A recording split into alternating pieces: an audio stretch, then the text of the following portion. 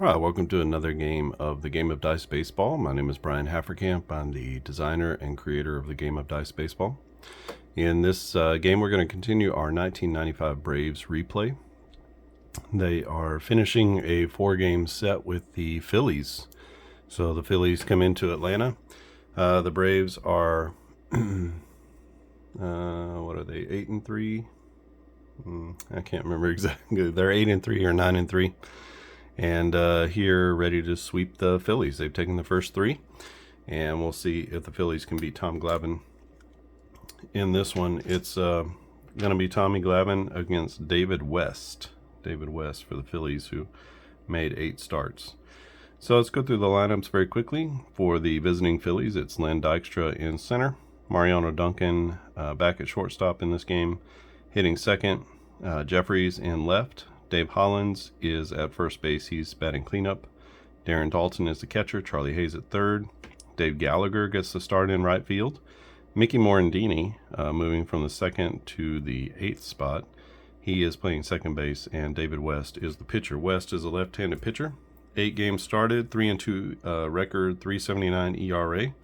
High walk percentage with 12%. Same with the WHIP and the home runs per 9. Only 5 home runs given up in 38 innings pitched, so not great. about 1 per start, so it's not so good. For the hometown Braves, it's going to be Marquise Grissom in center, Blauser at short, Chipper Jones back in left field. He is hitting third. McGriff is the cleanup man at first base. Jose Oliva moves up the lineup to the 5th spot. He's playing third base. Javi Lopez at catcher. Mike Kelly comes in to play right field. The Lemke is at second base, and Tommy G gets the start. Left-handed pitcher, 29 games started, 16-7 record, 3.08 ERA in 1995. He's about average on everything, 16% K percentage, 8% walk percentage, 198 and 2/3 innings pitched, only 66 walks in that time. Very low home runs per 9, very low average, and not a super low whip like you would think, but still a great season for Tom Glavine in 1995. Each of these Hall of Fame pitchers had a great year. All right, so let's get this one going. This is the first inning, and we are off to the races. For the Phillies, it's going to be Dykstra, Duncan, and Greg Jeffries in the top of the first. 35 is going to be a soft grounder, and that is out in front of the plate. So the catcher, Lopez, jumps out and makes the throw to first, and he gets Len Dykstra by a step, and that's going to be the first out of the inning. Brings up Mariano Duncan. 45 for Duncan is going to be a fly ball. That goes out to left field. Chipper Jones is under it, and he'll make the squeeze for out number 2. And we go to the third batter in the inning. It's going to be Greg Jeffries. He's the switch hitting first baseman, so hitting right-handed against Tommy Glavine. 306 average, 11 bombs, 56 RBIs in 1995. 44 is going to be another ground ball. This time it's going to go to the third baseman, Oliva. He'll glove it, get it to first, and McGriff has it for the out. That's the third out of the inning. 1, 2, 3 go the Phillies in the top of the first against Tom Glavine. We go to the bottom of the first. It's going to be the Braves sending up Grissom, Blauser, and Jones against David West. David West. There's going to be a K from West as he gets Marquise Grissom looking. Nice pitch from David West for out number 1. Jeff Blauser, 211, 12 homers, 31 RBIs in 1995. 16 are the pitcher's hits greater than 240. Highly doubt it. They're not. So that's going to be a walk to Jeff Blauser. Blauser at first base, 8 out of 13. Good for a 62% percentage. We're not going to run ourselves out of the inning with Chipper Jones up there, so let's let Chipper hit away. Batting right-handed in this one against David West. 45 is going to be a strikeout as Chipper swings through a fastball. And that's going to be the second out of the inning, second strikeout of the inning for David West. David West just 15% strikeout percentage, so average, not over the top, but he's got 2 in the early going. It's going to bring up the crime dog, 280 average, 27 homers, 93 RBIs in 1995. And this is going to be a 23. A 23 is a deep drive that goes out to dead center field. On his horse is Lenny Dykstra, and he makes the play just before the wall. Nice running grab out in center field, saves a run. And we head to the top of the second inning, still tied at 0, as Freddie McGriff gave that one a ride against David West. For the Phillies, they're going to send up Hollins, Dalton, and Charlie Hayes, the third baseman. 56, that's going to be a fly ball, and that goes to right center field. Ranging over is Marquise Grissom, and he's going to make the play for out number 1. Can of corn out there in right center. Darren Dalton, left-handed batter against Tom Glavine. 26, that's going to be a grounder to the second baseman. No problem for Lemke, as he gets it over to first base in plenty of time. And that's going to be the second out of the inning. Brings up Charlie Hayes. Charlie Hayes, the third baseman. 276 average, 11 homers, 85 RBIs in 1995. 45, that's going to be a strikeout. So Tommy G, he gets Charlie Hayes looking as he dots the corner. And that's going to be out number 3. 1, 2, 3 again for Tom Glavine in the top of the second inning. And we head to the bottom of the second, still tied at 0. In this last matchup, so between the Phillies and the Braves, it'll be Jose Oliva, Javi Lopez, and Mike Kelly against David West. 46 is going to be a deep drive that goes out to dead center field. That one's going to hang up, and Dykstra makes the play short of the warning track, and that'll be out number 1 as Oliva gives it a ride, but it just gets under it. And that's going to be Javi Lopez to the plate now. Right-handed hitting catcher against a lefty. 36 is the batter's average greater than 299? It is, so that's going to be a base knock for Javi Lopez down the right field line. And Lopez is on with the single. 1 out and 1 on for the part-time outfielder Mike Kelly, right-handed batter, played in 97 games, 190 average.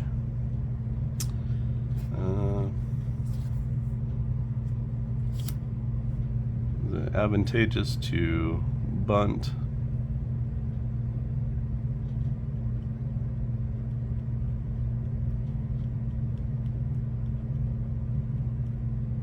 I think it is.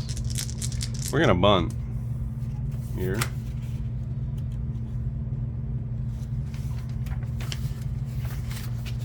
Pull up our sacrifice bunt chart.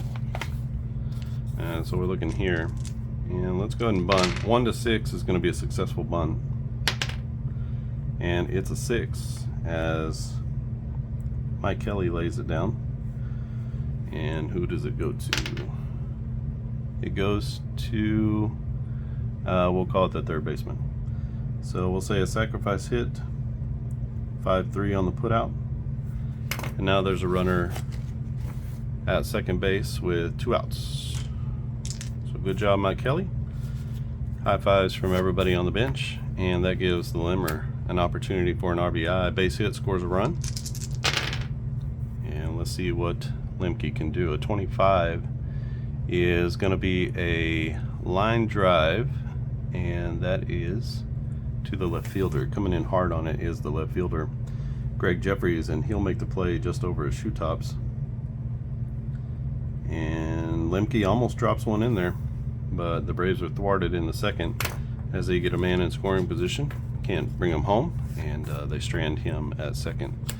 So we go back to the top of the third inning. It is scoreless in this one. Dave Gallagher, Morandini, and David West are going to be the batters. So make sure we get everybody on camera here.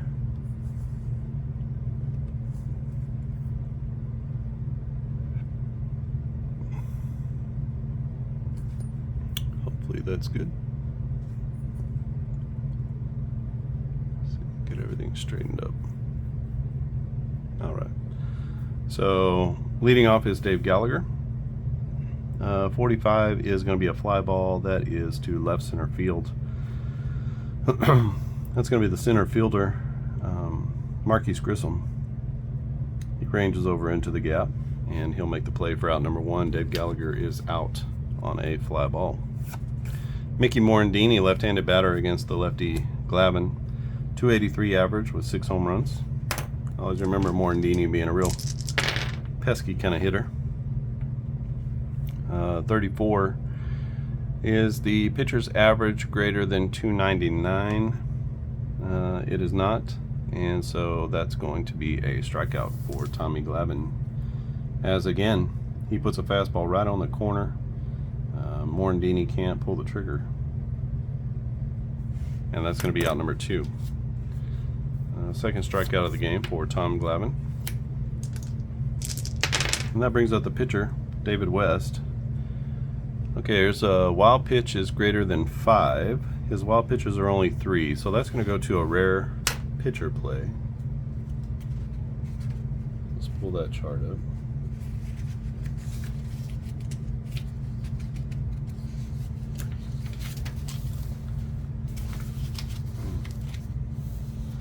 So we have a rare, unusual play for the pitcher.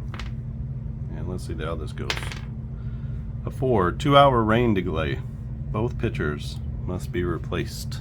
Okay. All right. So Glavine is out of the game. David West is out of the game. And who do we got in here? Who can give us some length? I think it's going to be Jason Schmidt. That's who we're going to bring in here. And let's see if the Phillies have some long relief. Not sure if they do or not. This could definitely change the complexion of the game. As they might need someone to go longer. Kyle Abbott.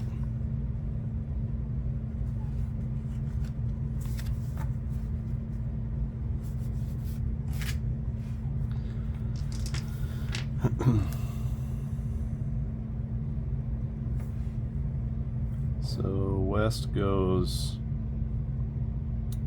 2 2/3. So does Glavine. Oh, sorry, he goes 2.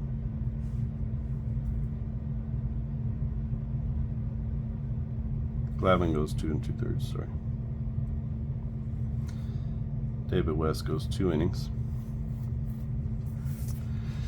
And we need to put in Schmidt. Schmidt would later become a big-time pitcher for the Giants in some of their late 90s, early 2000s teams. So, West.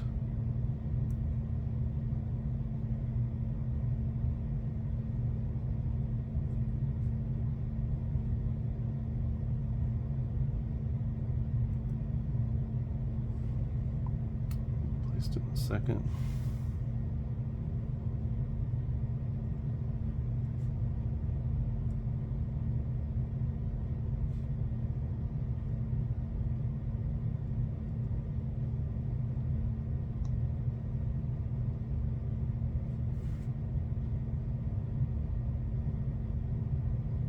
Okay, so just some notes that they get replaced in the 3rd inning. So when I go back to input the game, I can leave that in the notes section. Every game is different. You know, every game has its own little things. May 8th could definitely be a rain delay in Atlanta. So now we got Jason Schmidt. He's facing off against David West.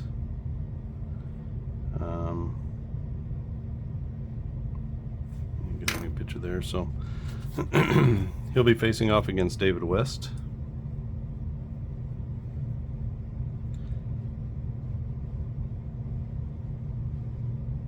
I'm sorry, Kyle Abbott.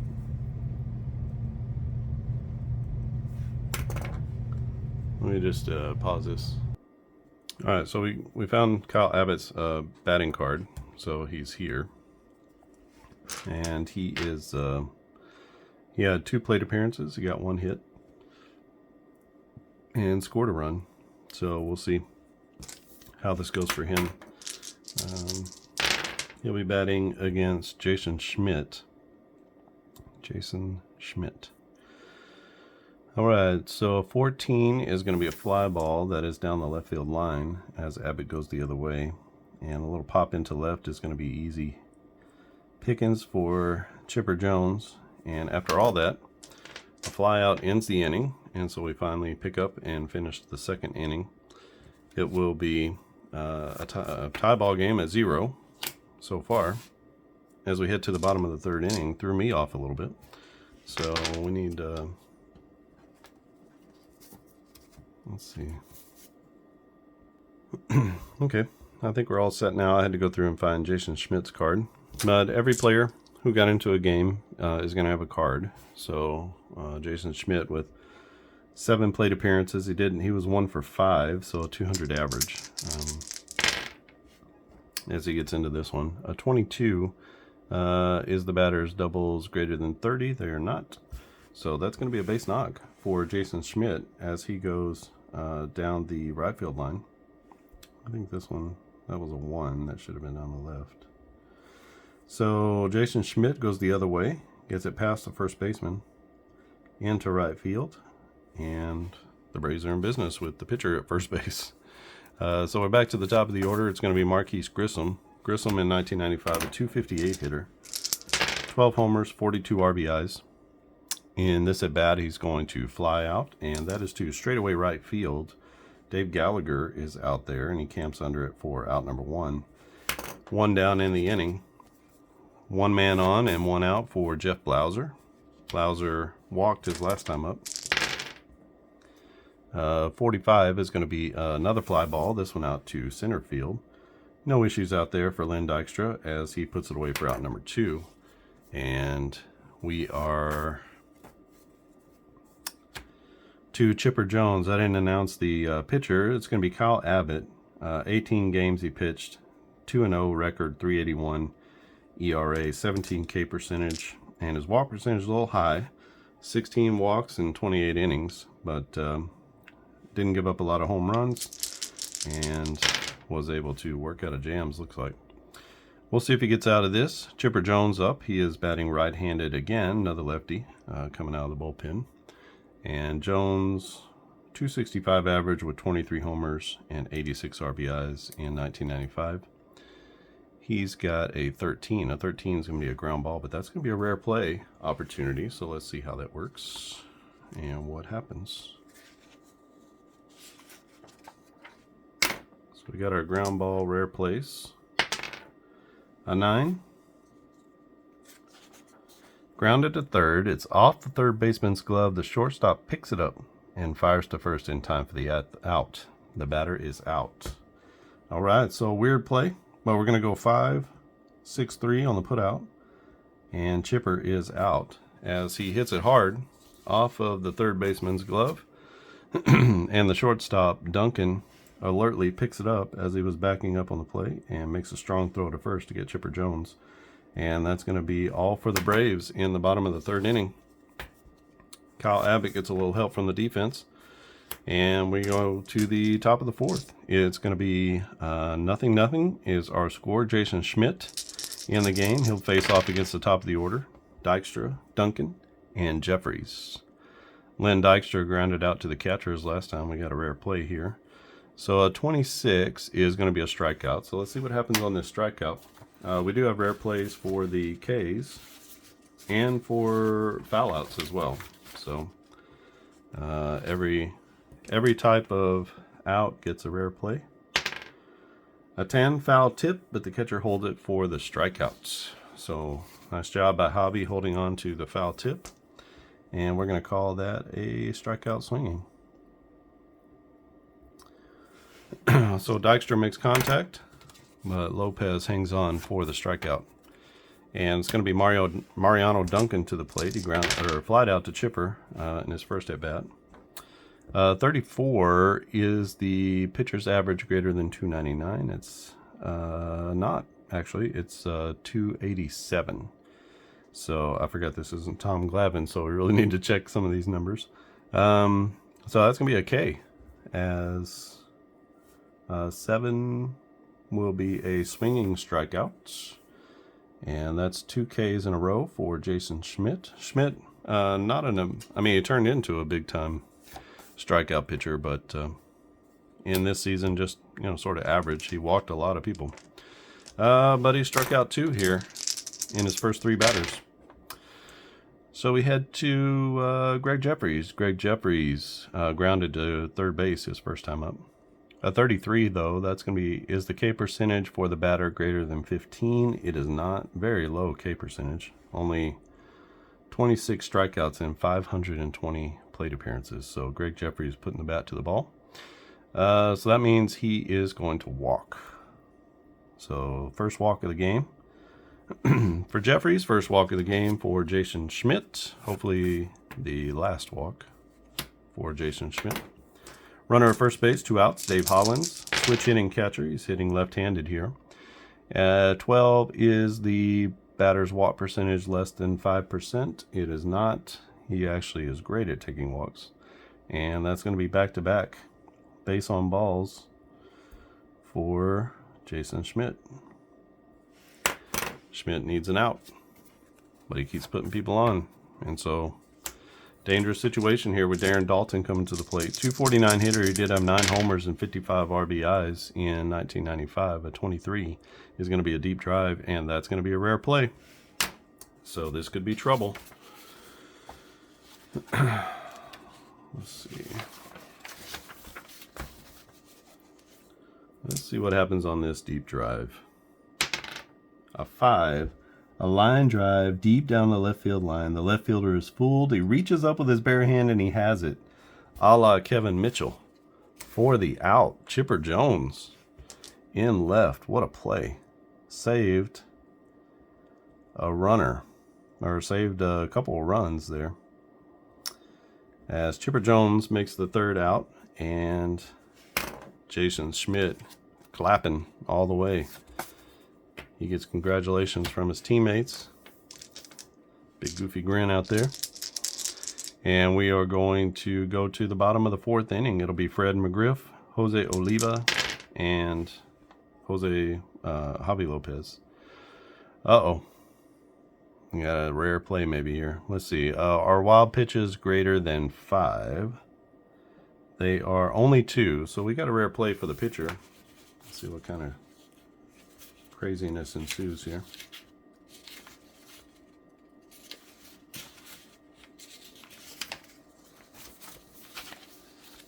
So we got our pitcher outcomes. If we get another rain delay, we're gonna do something else.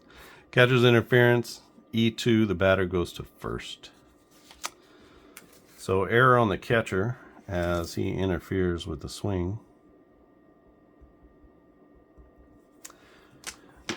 And that puts Freddie McGriff at first base with nobody out. It's going to be Jose Oliva to the plate. Oliva, a 156 hitter. Did have 5 homers and 12 RBIs in only 48 games played. So 35 is going to be a soft ground ball. That's to first base. The only play is to first. So we're going to say 3-1 on the put out. And that's going to move. That's going to move the runner to second base. So Oliva does a good job of getting the runner over. We'll tap her down the right field line. And the play is made there by Dave Hollins, the first baseman. Gets it to the pitcher. Runner at second base, 1 out. Opportunity for Javi Lopez, a 23, is going to be a strikeout. And that is a strikeout looking. So Lopez can't pull the trigger. And that's going to be out number 2. Runner in scoring position against the pitcher, Kyle Abbott. Mike Kelly with an opportunity here. And he is a 190 hitter. He had a sacrifice hit his last time up. A 24, though, is going to be a base knock. With a, well, it doesn't matter there. Let's see where it goes. Base hit down the left field line. Gets just past the third baseman, and that's going to score a run. With 2 outs, every runner gets an extra base. And so the Braves are going to take the 1-0 lead as Mike Kelly comes through with a base hit. Kelly is 7 out of 10. We're going to try to steal and get him into scoring position. Maybe the Limmer can hit one to the outfield. So we got our base stealing chart here. I'm going to show you how the base stealing works. And so we have stealing second base. He's on first. And so his stolen base percentage is greater than or equal to 70%. I said I didn't need that plus there. Actually, let's do this one. He's 50 to 70%. He's right at 70%. So let's put him in the second column here. 1 to 5. That's going to be a good steal. A 3, and he's in there under the tag, and that's a stolen base. So runner now in scoring position for Lemmer. The Lemmer is 0 for 1. He lined out to left field. He had an opportunity. Mike Kelly has been setting them up for their runs in this game. 66. That's going to be a home run chance. Are his home runs less than 8? They are. He's only got 5. So that's going to be a ground ball. And that grounder goes to second base. And that's going to be it. As Mickey Morandini makes the throw to first. That's going to be the third out of the inning. The Braves do pick up 1, and they strand 1 in scoring position. Lemke just can't seem to come through with that big hit. But they have the lead, and Jason Schmidt is still on the mound. He is going to be facing off against Hayes, Gallagher, and Morandini in the top of the 5th inning. 26 is going to be a strikeout as Schmidt rears back and brings it, and he's going to get Charlie Hayes swinging. Hayes now 0 for 2. He's got 2 Ks on the day. Very impressive relief outing so far for Jason Schmidt. Let's see if he can keep it up. Dave Gallagher, the right fielder, 62 games. He batted .318 with 1 homer and 12 RBIs. 36 is going to be a hard grounder, this one to the first baseman. McGriff knocks it down, picks it up, gets it over to the pitcher covering, and that's going to be out number 2. Nice play by Freddie McGriff and Jason Schmidt. Brings up Morandini. Morandini struck out his first time. That was against Tom Glavine. He's facing Jason Schmidt now. 24 will be a base knock for the Mick. 283, 6 homers, and 49 RBIs, so that's going to be a base knock to right field as he knocks it through the hole in right for Morandini. Morandini at first base is going to be Kyle Abbott standing in. Going to get a pinch hitter for Kyle Abbott. Let's see who we can get. About Gary Varsho. Varsho with the start in game 3.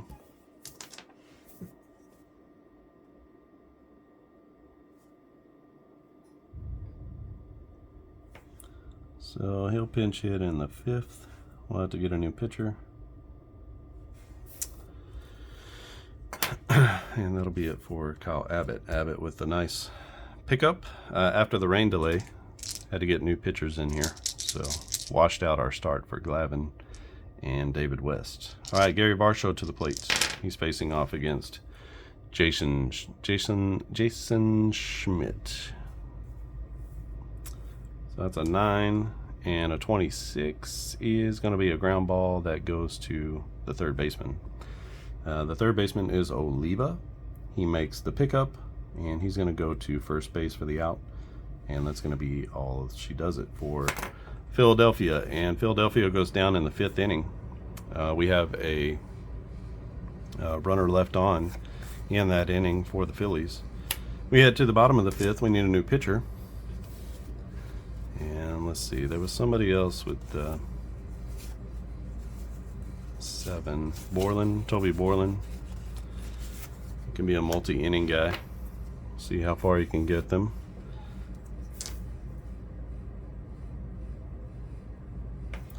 So he goes 2 innings. And Toby Borland into the game.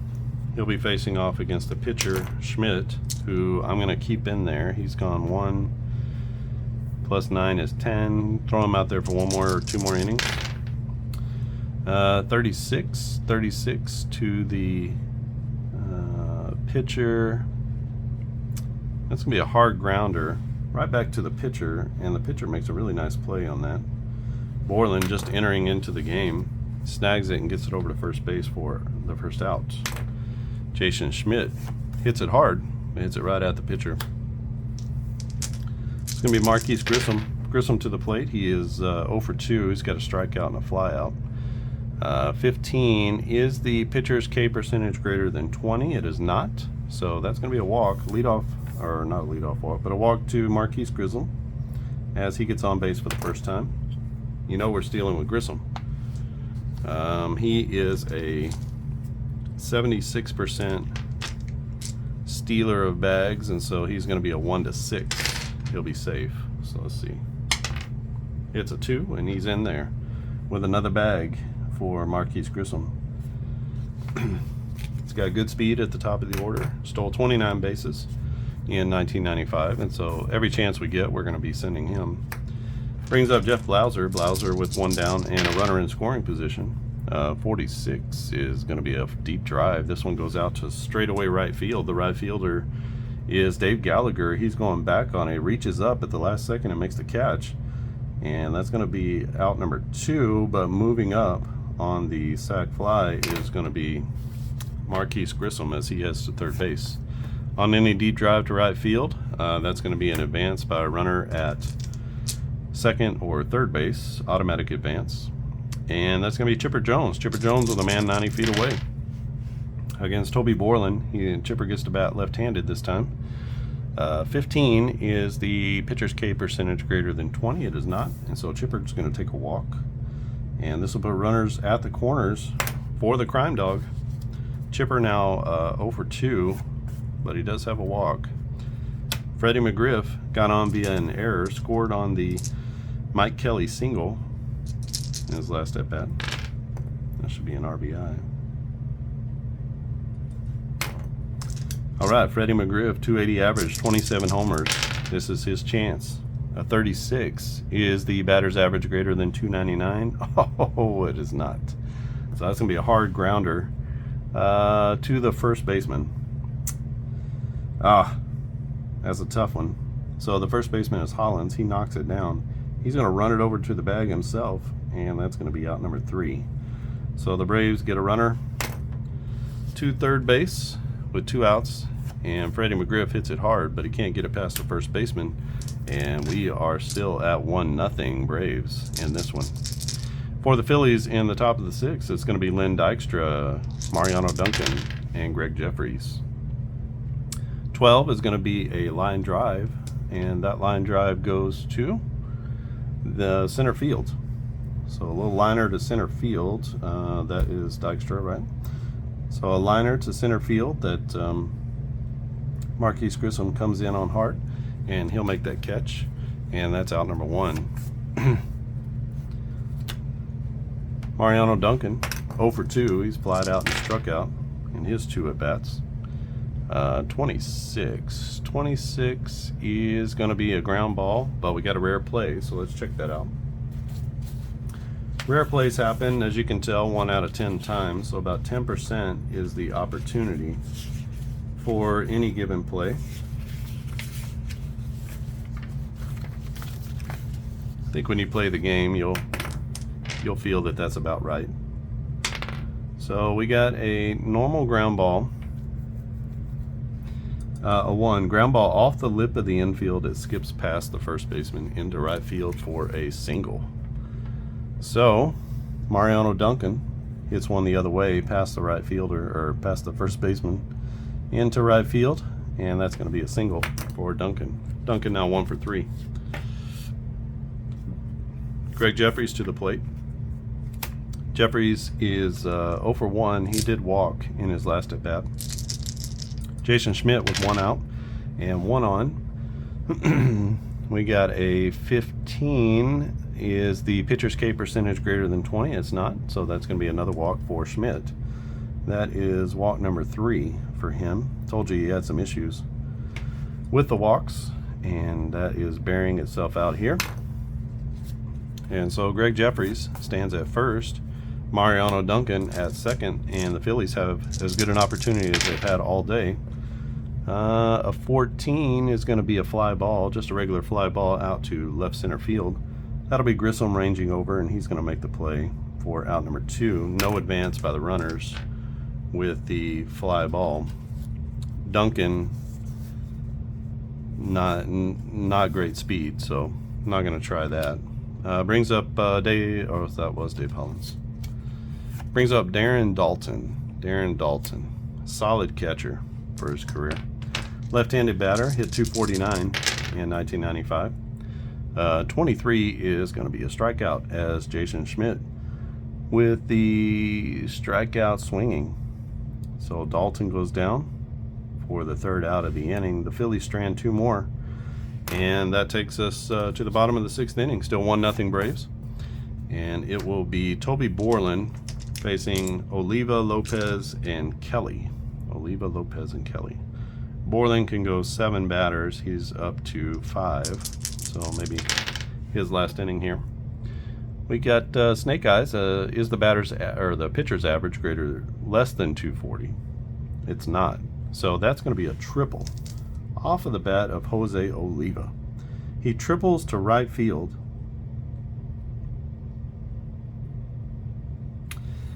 And Jose Oliva is going to be standing at third base with nobody out, and a good opportunity here for the Braves to score. We are in the bottom of the 6th inning. Nobody else is on, so we're going to play the infield in, see if we can try to catch that run at third base. If it gets through, it's really no harm, no foul with the infield in. So let's go ahead and do that. So we got a runner at third, and we have an infield in chart that we can use here with the runner at third. So a 1 to 5 is going to be a ground out to first, and the runner holds. So basically 1 to 8 is going to be no run. Runner on third is out for a 1 to 9. It's really only on the on a ground ball on a 10 that the runner's going to score. So it's worth it to play the infield in if you get that ground ball. So we roll regularly, and if we wind up with a ground ball, then we'll roll off this chart to see what happens with the grounder. We got a 16. A 16 are the hits for the batter greater than 130. Our batter is Javi Lopez. His hits are not greater than 130. So now we have a ground ball. So we're going to ignore this 10, which would have been fun, but we have the infield in. So we're going to go ahead and go off of this ground ball here. We do need to figure out where the grounder is hit. So we're going to call that a normal ground ball that goes to the first baseman. So it's going to be McGriff who makes the play. Or I'm sorry, not McGriff, but Dave Hollins. So let's see what happens here. We got a 10. There's an error on the fielder. The runner on third scores. The batter is safe at first. Ah, it's a killer. So we're going to go E3. And runner's going to come in on the error. No RBI there for Javi Lopez, but he smokes one down to the first baseman. Hollins can't handle it, and that's going to bring in a run. And that makes it 2-0 Braves. So not super cumbersome to do infield in and stuff like that, but just an interesting mechanic. 11, this is Mike Kelly. Are his triples greater than 2? His triples are not greater than 2. So that's going to be a single, and a single to right field as he ropes one over the first baseman's head. That's going to push Javi Lopez to second base. Single to right field. Javi Lopez, not good speed. And we're going to hold up there. We got Lemke coming up. Maybe Lemke is due, right? He's got a couple of opportunities to knock runs in. He hasn't done that yet, so let's see. Let's see. We got runners at first and second base. The Lemmer is up. There's nobody out still. And Toby Borland in the game. A 34 Is the pitcher's average greater than 299? It is not, so that's going to be a strikeout. Huge strikeout there for Toby Borland as he gets Mark Lemke swinging, and that's going to be out number 1. Going to bring in a pinch hitter for the Braves. So let's bring in the big man Klesko.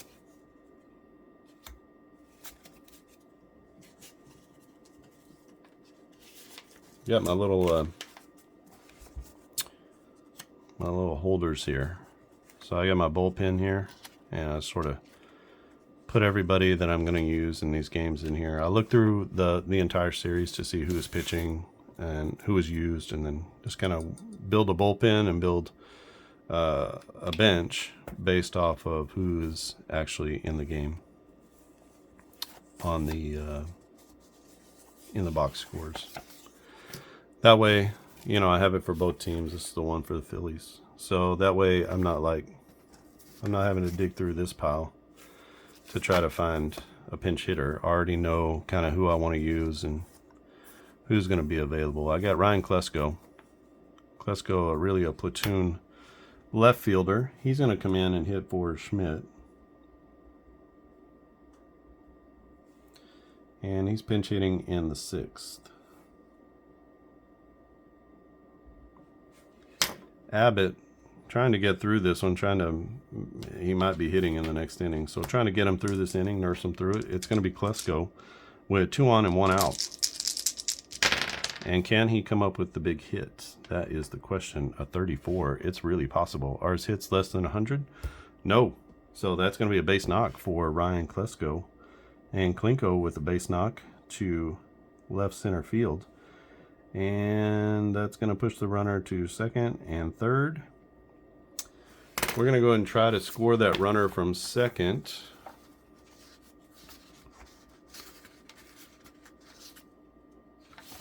So we got our extra base chart. The runner on 2nd is Javi Lopez.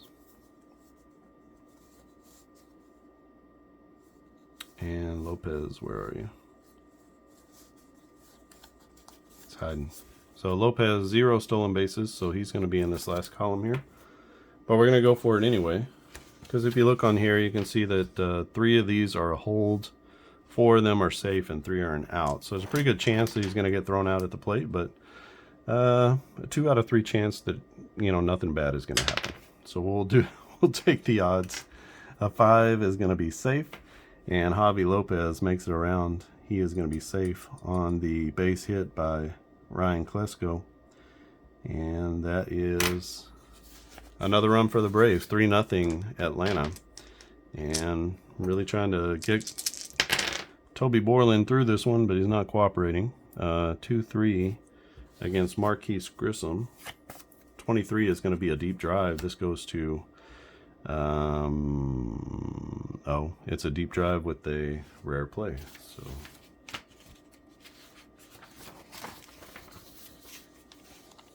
could be something spectacular, could be not. It is a 4, a deep fly ball to right field. The right fielder jumps at the wall. He misses the ball. The ball rolls back to the infield. The batter goes to 2nd. All runners advance 2 bases. So hit to right field. Gallagher makes a valiant effort at the wall, but Grissom is going to wind up at 2nd base with a double. And he's going to knock in 1 and just 1 on that one. And Grissom with the RBI. So it's now 4-0 Braves, and we're going to have to take Borland out of the game. If nothing, just not to ruin his ERA. But we got runners at 2nd and 3rd with only 1 out. And so let's see what we can do here. Maybe time for... I haven't put Norm Charlton into the game. This is sort of post Nasty Boys Norm Charlton. But he's going to be facing Jeff Blauser. Oh, let's see. He goes 1 1/3. So he breaks the 2 inning per pitcher. And Borland just couldn't get out of it.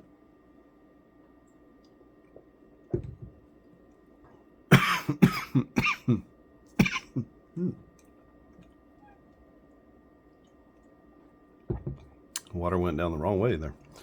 Okay, so Norm Charlton is in the game.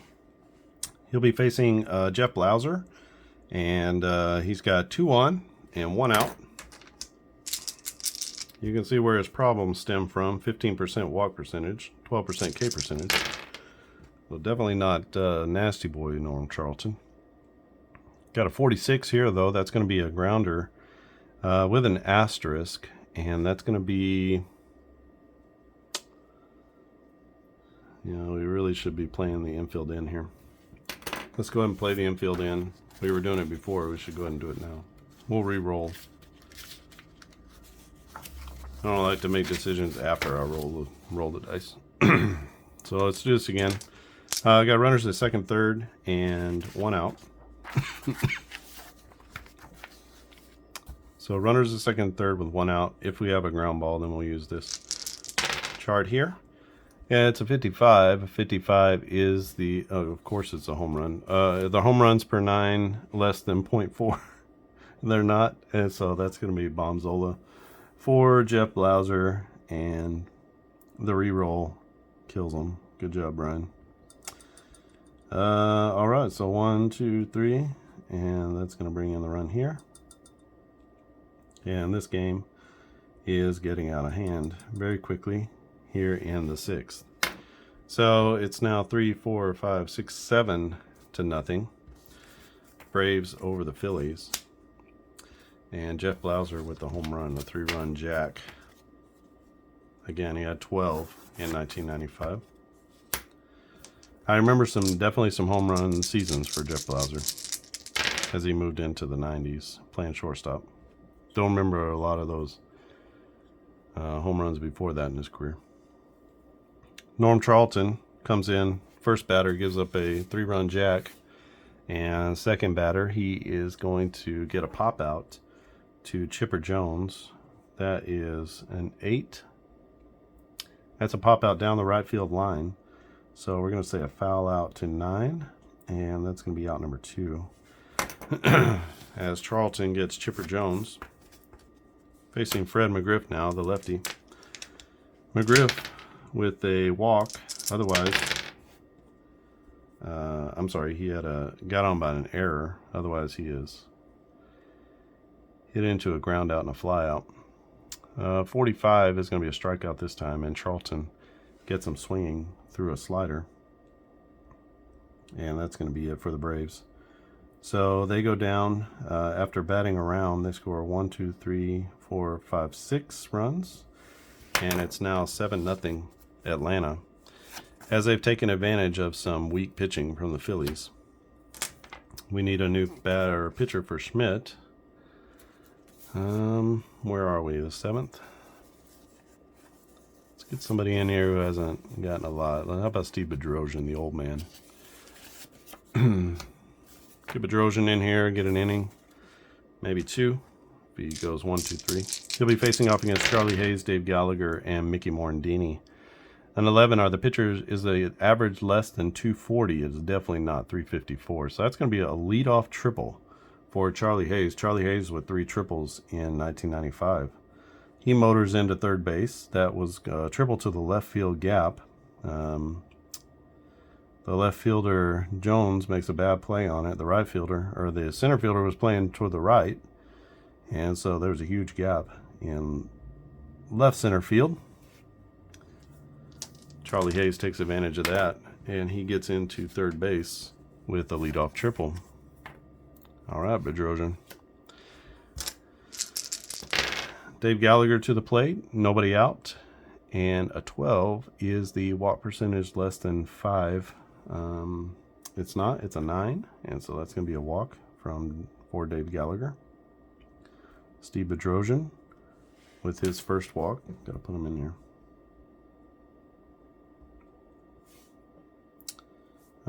Schmidt goes 1, 2, 3, and a third. Okay, Bedrosian Runners at first and second base with nobody out. Not playing the infield in here, just need those 2 outs. How about a double play, Morandini? How about a double play? A 33 is the K percentage for the batter greater than 15. It's equal to 15, so we'll call that a strikeout.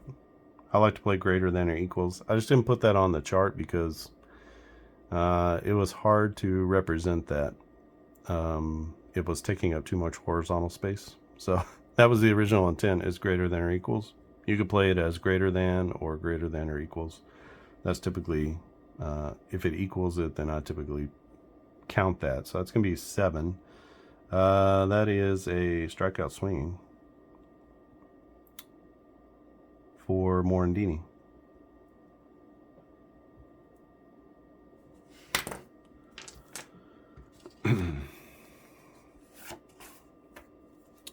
Brings up Gary Varsho. 1 out, 2 on, runners at the corners, 45 against a 1. That's going to be a fly ball. This goes out to right field. That can't be Varsho, right? Let's do that again. Need a pinch hitter here. So, got a right-hander. How about Jim Eisenreich?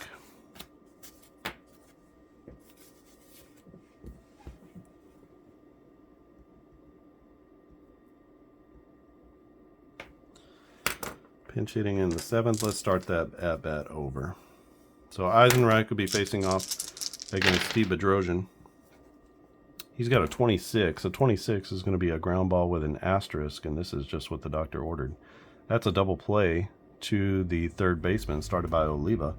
He's going to go 5 to 4 to 3, and that's going to be out number 2. The fielder's choice, and out number 3.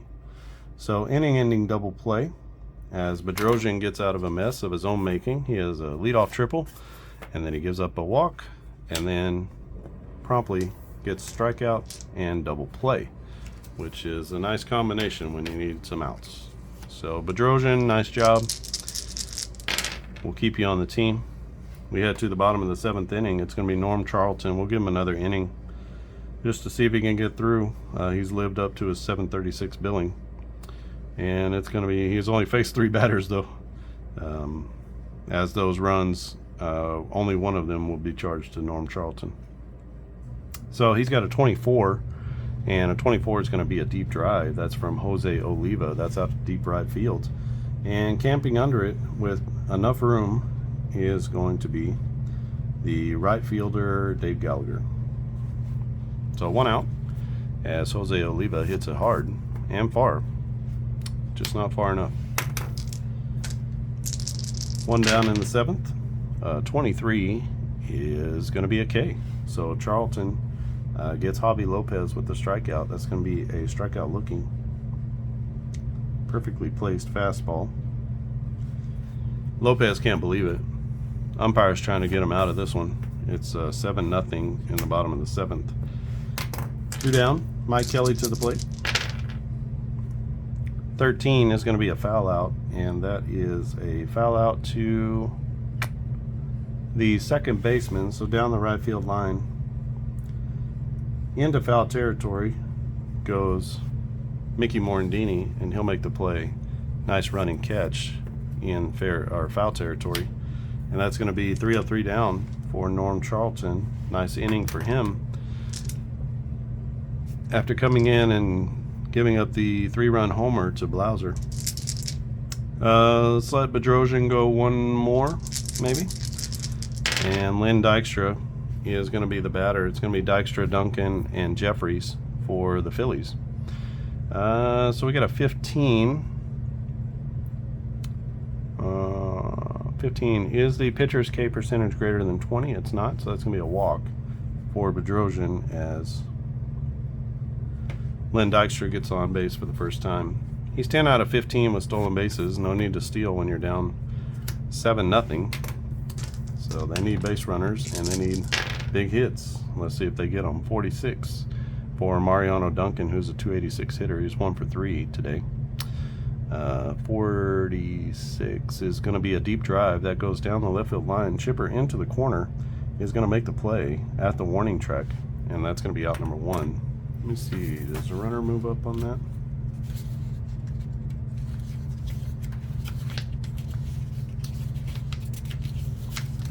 We got our runner advancement chart here, so if you want to just follow this, you can. Runner at first base, deep drive, and we're going to hold there.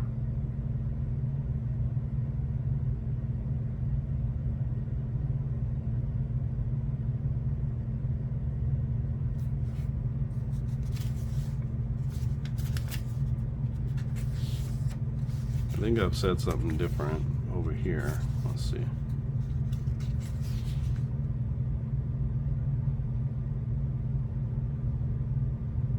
A runner at first can advance if hit to left field, so we'll call that a runner advance. Phillies need the help, so we're going to call that a runner advance on the F7. So runner at second base now with Greg Jeffries at the plate. Got to fix that. You can generally follow the advancement chart if you want to, or you can follow what I've written. You can play it a whole different way if you want to. Greg Jeffries, chance for a home run here, 66. Are his home runs less than 8? They're not, and so that's going to be a jack by Greg Jeffries as he goes big bombs out to left field, straightaway left field, and he gets it around the pole. That's going to be a home run for Greg Jeffries, and that's a 2-run shot, and that gets the Phillies on the board here in the 8th inning off of Steve Bedrosian. And that scores 2. We have 2 down now, or 1 out, and 2 in for Dave Hollins. Bedrosian trying to eat some innings out there. 26 is going to be a ground ball that goes to third base, and the third baseman is Oliva. He'll give it over to first for the first out, or the second out of the inning. Hollins down on the grounder brings up Darren Dalton. Dalton is 0 for 3, struck out his last at bat. 45 is going to be a fly ball that goes out to left field. This one's going to stay in the park, and Chipper squeezes it at the line for the third out of the inning. The Phillies do get 2, and so they get on the board. They're down 7-2 as we head to the bottom of the 8th inning. Going to bring in a new pitcher because we had a pinch hitter here. So new pitcher for the Phillies. Who hasn't been in a game? Let's go with Gene Harris. A little mop-up duty for Gene Harris. Charlton goes 1 2/3. And we've got Gene Harris into the ball game. He'll face off against the bottom of the order. It's going to be Lemke, the pitcher spot, and then back to Marquise Grissom. Got a 24 to the limmer. That's going to be a base hit, and that's a base hit to left center field. Just past the diving shortstop. And Lemke is on with a leadoff single. Klesko, you're out. And let's go with Mike Mordecai. He doesn't get enough at-bats. Mike Mordecai, part-time second baseman, got into 69 games. Only 75 at-bats, so definitely was a pinch hitter.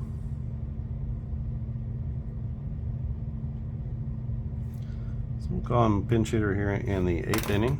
Bedrosian, you're going to be out. And Mike Mordecai is in the ball game. 24 off the batter's side. Off the pitcher's side is going to be a single. Off the batter's side, that's a deep drive out to right field. Mordecai hits it to the opposite field. Tracking it into the corner is going to be the right fielder Gallagher, and he'll make the play for out number 1. I don't know. Boy, I've just messed this whole thing up. So this is it. This should be a single to here. And that should be out number 1. Deep fly ball to right field. what I just showed or told you before, runner on second can advance if hit to center or right. So there's no advance on a deep fly ball to right field. So we'll leave it at that. Lemke stays at first base. So 1 out. Marquise Grissom to the plate. A 36 is going to be a hard grounder that goes to the second baseman. And this is going to be tailor-made double play as we go 4 to 6 to 3. And that's going to be out number 2 and out number 3. So that's one of the messiest things I've ever done. But the Phillies are out of the inning. So on the inning-ending double play. Hopefully I didn't lose you there. It's a possibility. Oh, that's not the people. All right, let's get a reliever in here. Yeah, let's go with Mike Stanton.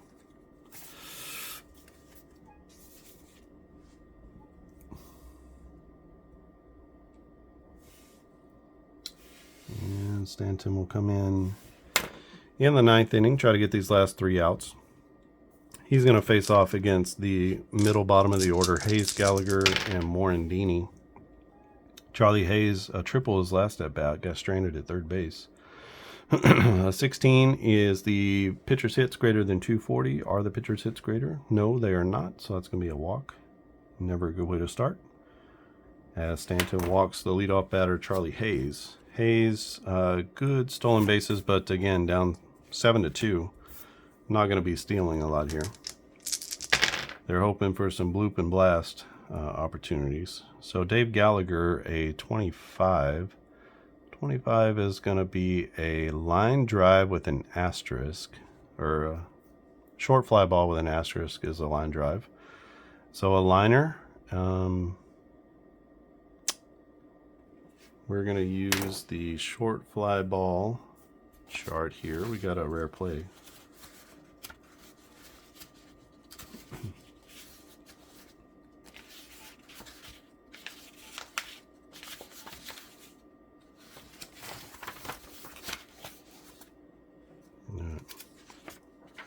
This one here. So we got our short fly ball play. Pop up on the infield. Nobody catches it.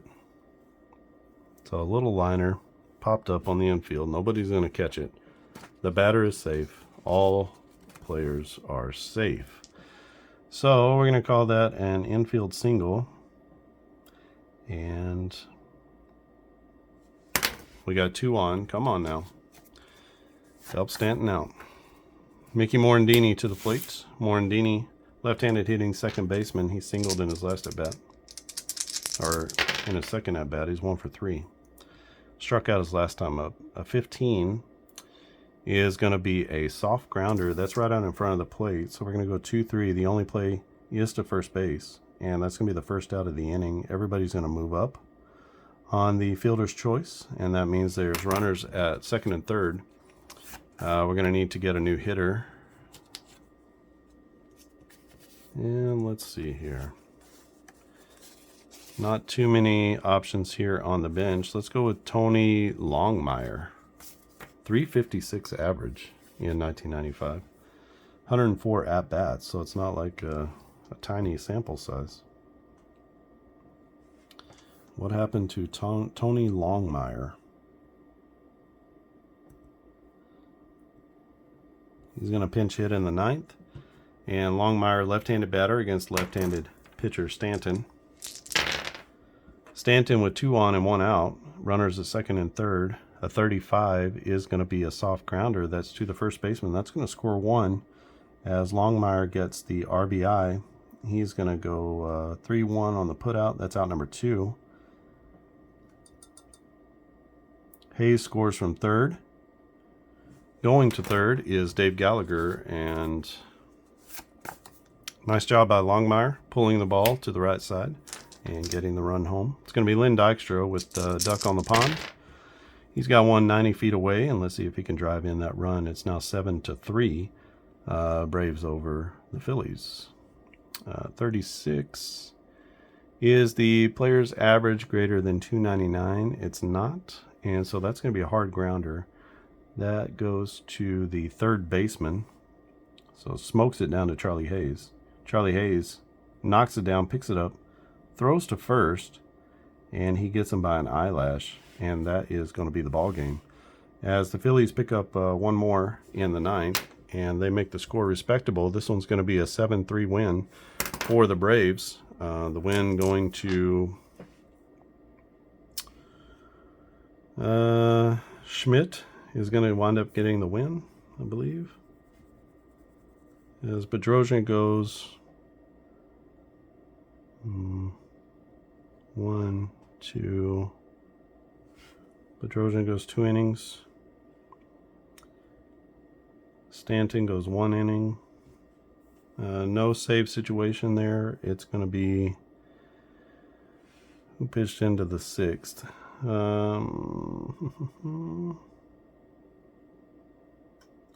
So this is Abbott. This is West. So it's going to be, Abbott, Borland. Borland takes the loss. Pretty sure how that's going to go. And I think that the Braves are 9-3 at this point.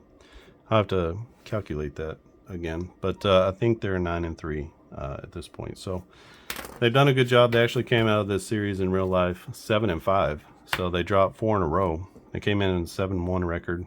Dropped 4 in a row to the Phillies at home. But here they actually sweep the Phillies. So whatever they didn't get straight before, they got straight here. But they were all pretty close games. But these were not close games in this series, as the Phillies just really no match for the Braves on the offense or the defensive side.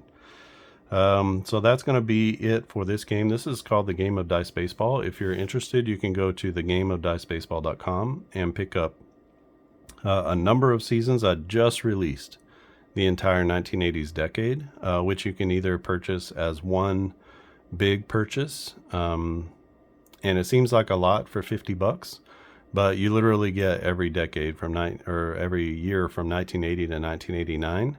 Normally these seasons cost $7 each. You can get it for $50, so $20 off buying each individual season. So it's actually a pretty significant discount if you want to buy the entire 80s decade. Or you can purchase them one at a time at $7 a piece. Again, 1980 through 1989, fully available as a lump sum, as one big download. But each of those seasons is still separated, even inside that one big download. So you're going to download a zip file full of other zip files of each season. And then if you want to purchase an individual season, you'll get everything you need.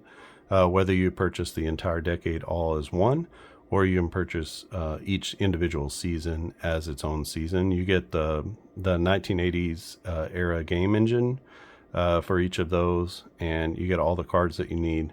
So you don't have to go and download anything extra in order to play the game. You don't have to purchase anything extra. Once you purchase a season, you've got everything you need except for the dice. And really, you just need two D6s. You need some sort of decider die, which a D6 is easy to use, and you need a D10.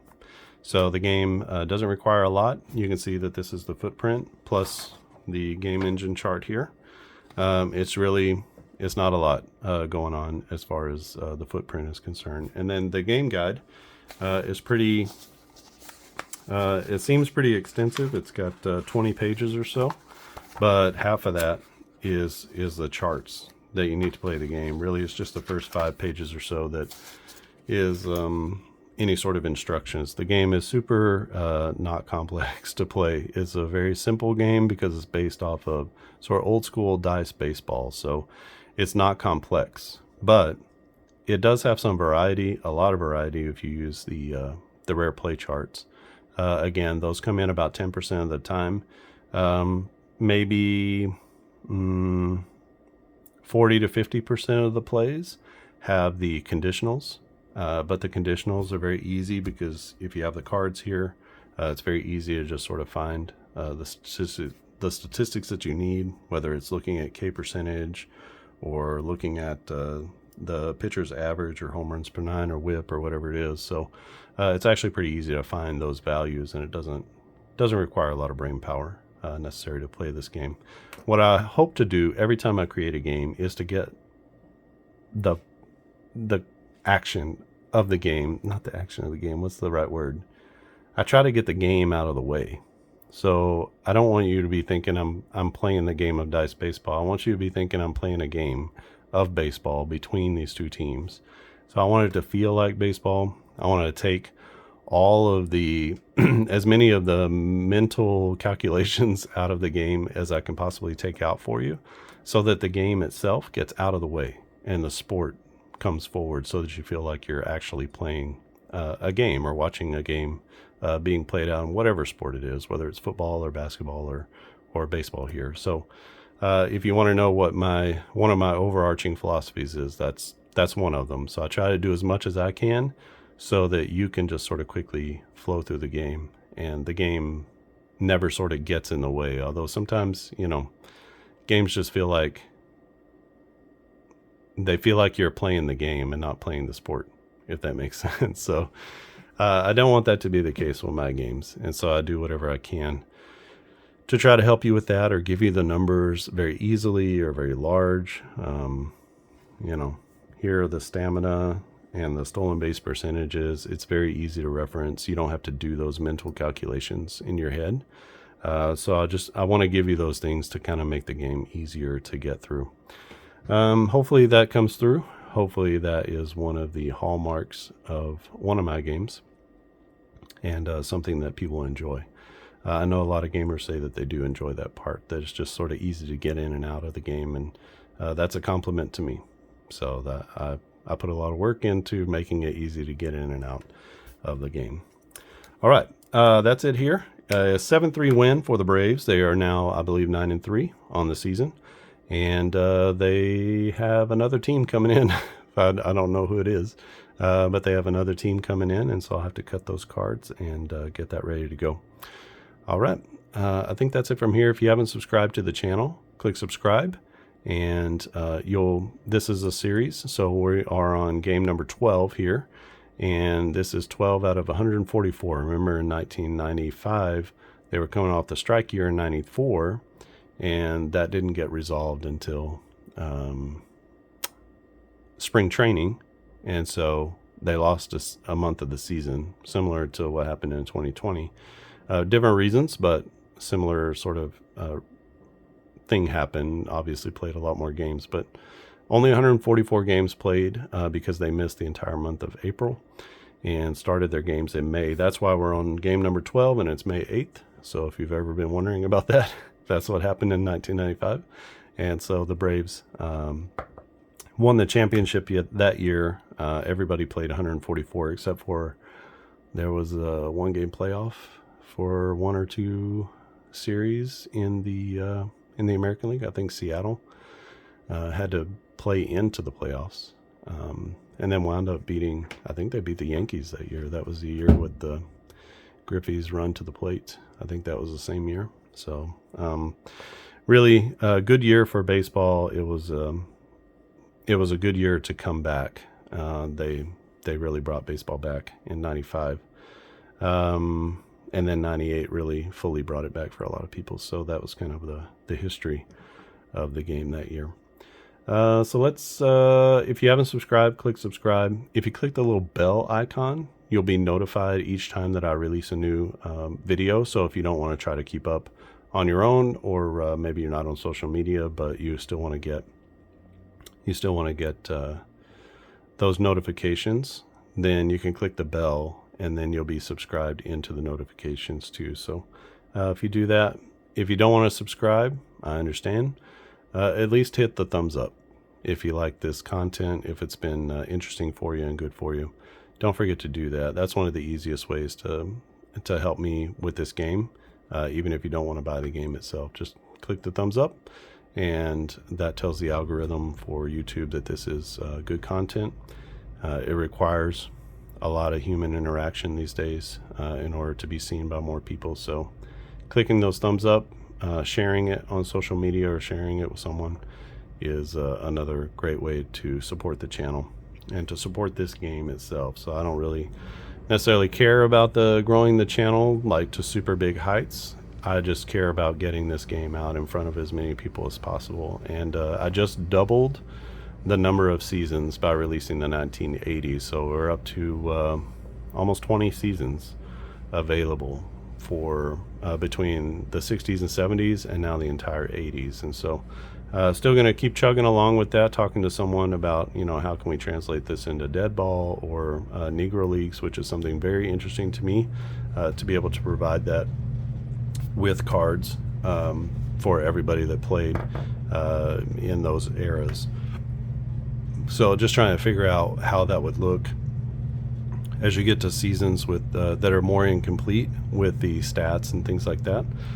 It gets a little bit more difficult because the game engine chart is based upon actual gameplay stats from those eras. So I'm actually going through each decade, putting together how many strikeouts per plate appearance, how many hits per plate appearance, how many singles, doubles, triples, home runs, etc., and trying to translate that over into a there's 21 possibilities, 21 possible roles on the batter chart, 21 on the pitcher chart. So just trying to translate those over to something sensible within 21 roles, and trying to get as close as possible, and then just kind of making decisions about the way the game is played. So if anybody has any ideas on how I can get a feel maybe for how the game was played in the Negro Leagues, how the game was played in the dead ball era, that would be super helpful, because I want to try to match that game engine chart to the style of play. So that's a part of what I'm doing. I want the numbers to get pretty close to, but whenever I have to make decisions about should there be more Ks, should there be more walks, should there be more singles or home runs or whatever it is, I have to kind of massage those results and those numbers a little bit, and I have to sort of slant them one way or the other. And I want to make sure that I'm slanting them toward the right thing. So were there more ground balls in the dead ball era than fly balls, then I want to sort of skew those results that way so that it feels like you're playing a game back then. And you don't have a guy with you don't have games with 1 million fly balls when the reality is they were mostly hitting the ball on the ground. So I want it to look and feel kind of like the era where the game was being played. So that's sort of my thinking on how that works and how I've created the game. I've tried to make it as ambiguous as possible so that it could cover literally every league, every era, every type of baseball that's been played. That way I can sort of massage the game engine chart, and then that will put the players into the right position where they need to go. All right, so that's behind the scenes, a little bit of maybe a little bit of too long didn't read, and but if you stayed this long, then hopefully you're interested in the game. Again, please share the game with a friend. Tell others about it. Share your results on social media. That really helps, because most people aren't even aware that the game exists. So if somebody more than me is pushing it out there, then that's very helpful. Usually, if you have a YouTube channel and you want to play it, just let me know. And if there's something specific that you want to play, I'll be able to help you out. Yeah, that's super helpful too. Okay, Braves won this one 7-3. Thanks for watching, and I'll see you again next time.